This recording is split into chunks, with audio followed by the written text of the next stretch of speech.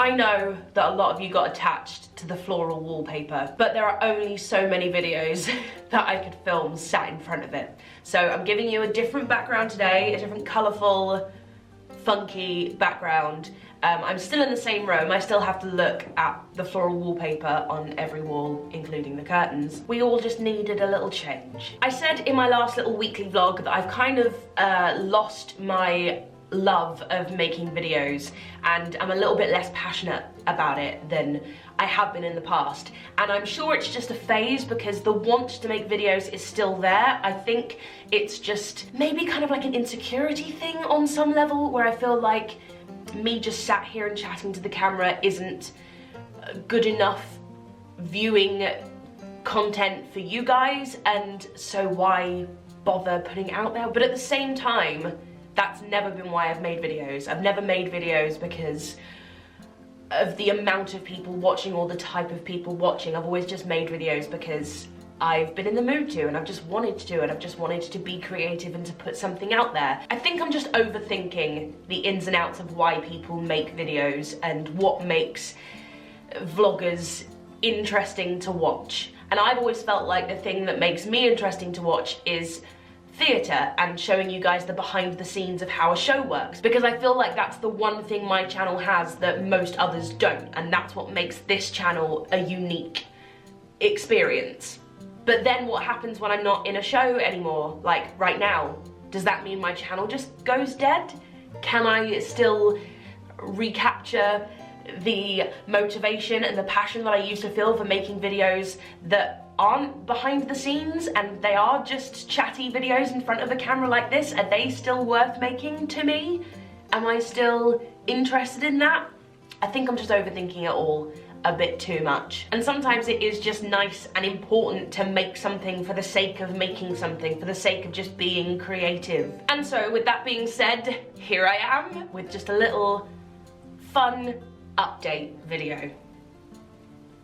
I hope it's fun. Currently I'm reading The Coincidence Authority by John Ironmonger. I finished this on the train yesterday, and it was one of those books that has the prologue of the next book in the back of it, and also reading group notes for like book clubs or classes that are studying this book. So I thought I had way more of the books to go than I actually had. So when I finished it, I was quite surprised that I'd finished it. I was like, oh, I thought I still had another 30 pages to go. The Coincidence Authority is about a guy called Thomas Post who doesn't believe in fate or destiny. He just believes that random things happen in the universe, and that's how coincidences occur. But then he meets a woman called Azalea Lewis, who has had far too many coincidences happen in her life of the same sort that it has to be destiny, it has to be some kind of fate. I've had this book in my collection for years, so I'm really pleased I finally got around to reading it. So I finished that last night, and I have an abundance of books. So yesterday I had a massive rummage through all of the books trying to find something I'd be interested in reading, and I found 4 books that I narrowed it down to 4 books. And I picked up this one first, and I read the first page and then couldn't stop, and suddenly I was like 24 pages in, and I was like, well, I think I've picked this one. So it's Secret Passages in a Hillside Town, written by a Finnish writer whose name I will never be able to pronounce. I'll have a go for anyone who is Finnish and watching this and wants to giggle at me trying to read this name. Pasi Ilmari. The surname begins with a J. Do you pronounce that or not? I don't know. I want to say no, but I don't know why. Jaskalainen? Jaskalainen? Jaskalainen. Look, I don't know, I'm sorry. I think this was one of the 2 books that was bought for me for my birthday by the front of house team at the Theatre Royal Haymarket. Yeah, I'm pretty sure it was. So thank you so much to the front of house team at the Theatre Royal Haymarket for getting me this for my birthday. I'm really excited to get stuck in. I'm really enjoying it so far. Currently, I'm watching everything Netflix has to offer. I said in my previous video that I'm not massively busy at the moment, so when I'm replying to letters, I will put something on Netflix and make my way through a series of something or a couple of films whilst I'm writing away. So I've watched a lot on Netflix, but recently, as in I discovered it about 2 days ago. Not discovered it, Celinda told me to watch it, but I started watching Grace and Frankie. It's this really funny sitcom, I guess, about these two 70-year-old women whose husbands both work together as lawyers, and then it turns out that the husbands have fallen in love with each other and they want to get married, and so the two wives end up sort of becoming really good friends, but they're both very different from each other, and it's about how their relationship evolves, and then it's about how the husband's relationship evolves, and it's really great. I also watched I Feel Pretty, which I really wanted to watch when it first came out, but then just didn't get round to it, but then there was a lot of controversy, whether it was as forward-thinking as it intended to be. Personally, I really enjoyed the film, and it did make me feel really good when I got to the end of it. It did make me feel kind of quite uplifted and empowered. The premise of the film is there's this woman who, when she looks in the mirror, she doesn't like what she sees. She has a fall and she hits her head, and suddenly when she looks in the mirror, she hasn't changed at all. She still looks exactly the same, but she's seeing someone who is utterly gorgeous, and suddenly she has this huge newfound confidence and new zest for life because she's seeing something completely different. A lot of people didn't like the fact that she had to hit her head in order to love herself, but the reality of the world is that a lot of people do look in the mirror and hate themselves and probably think it would take a massive knock to the head to ever love themselves as much as they see other people loving themselves. So I don't think it's an unrealistic notion that a lot of people do genuinely feel that way about themselves. I understand that people don't then like that being portrayed in a film as the only way that someone could love themselves, but I don't necessarily think that's what the film was saying. The message that I personally took away from the film is that it's got nothing to do with what we look like.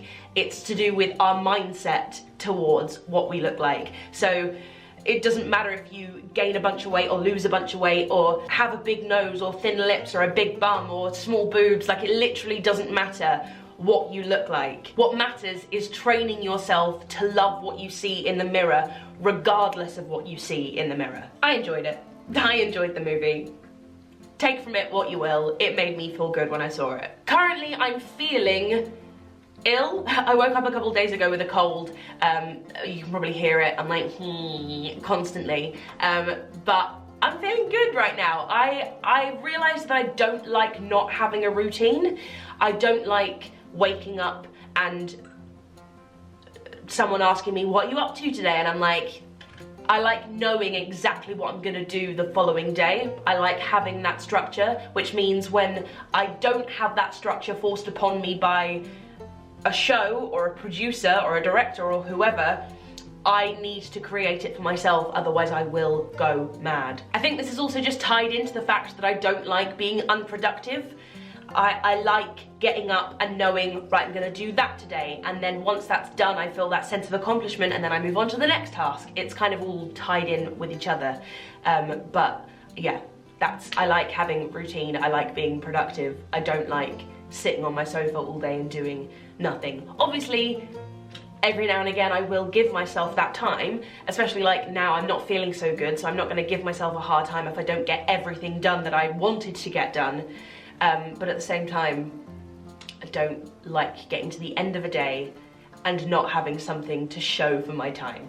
Currently, I'm proud of myself because today I deleted Twitter and Facebook Messenger off of my phone for good. I'm not gonna get them back on my phone. Instagram is the only networking social media site that I will keep on my phone because I never feel negative when I go onto it. I actually feel really creative because it's visual. I like seeing other people's pictures.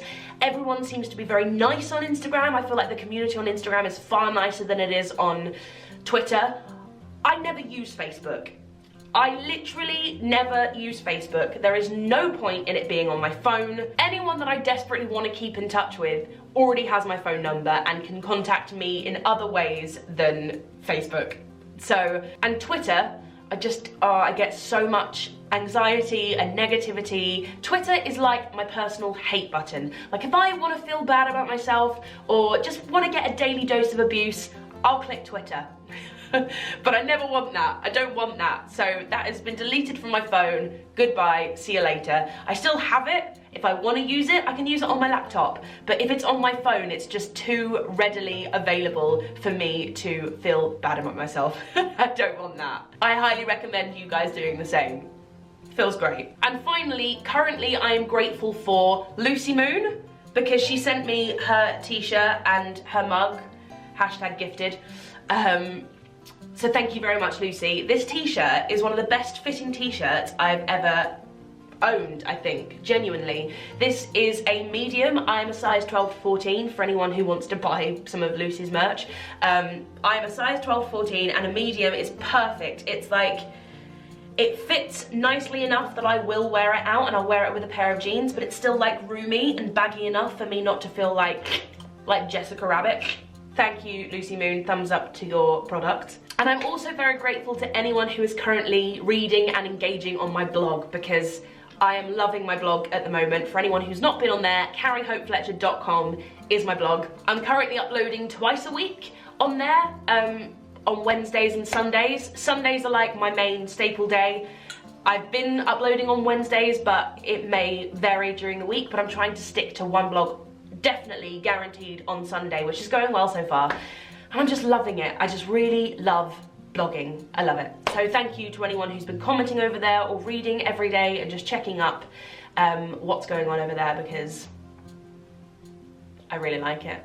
So thanks. This was fun. I enjoyed this. I might do a currently eyed video every few months or so just to update the questions. Yeah, why not? If you enjoyed this too, let me know in the comments.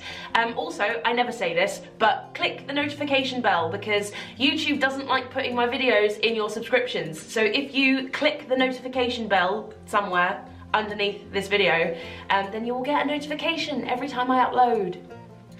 So you'll never miss a video. Isn't that good? Do that. I'm gonna go now. Thanks for watching, everyone, and hope you're having a wonderful day wherever you are. Mwah! Bye!